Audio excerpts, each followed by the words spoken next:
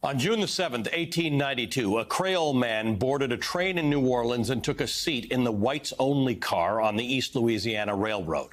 My job, as someone who has been accused of making everything about race, is to show you that America has a history of making everything about race.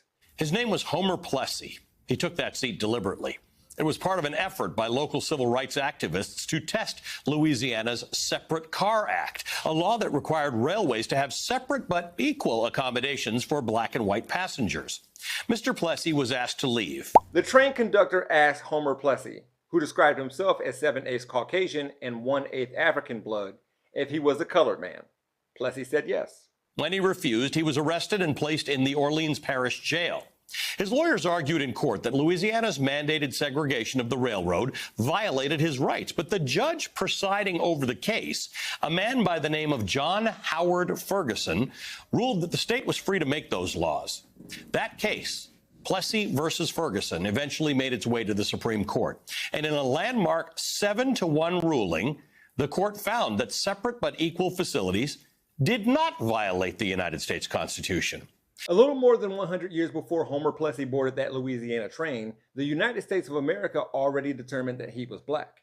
For example, let's look at racial categories, which have been included on every U.S. census since the first one in 1790 and have changed from decade to decade, reflecting the politics and science of the times. See, once upon a time, Negro, black, and slave were synonymous terms. The United States of America has sliding scales, varying degrees, fractions of blackness in order to judge the impurity of black people, including mulatto, which meant half black, quadroon meant quarter black, hexadecaroon meant 1/16 black, and octoroon. That was a name given to those who were 1/8 black, like Homer Plessy.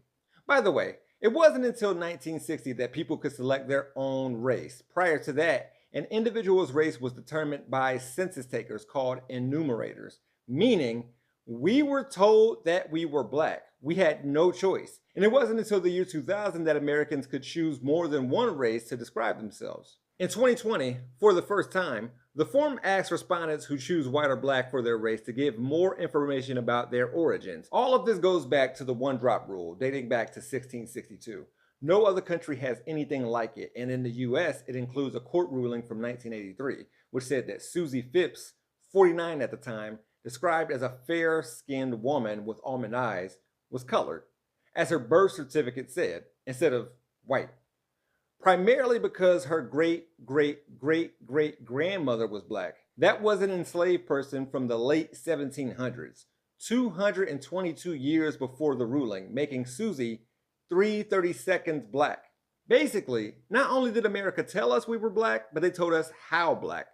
There's racism hidden in history and in the numbers. And there was and is no choice. You're either white or you're not, and you will be forced to identify with the side of your minority parent.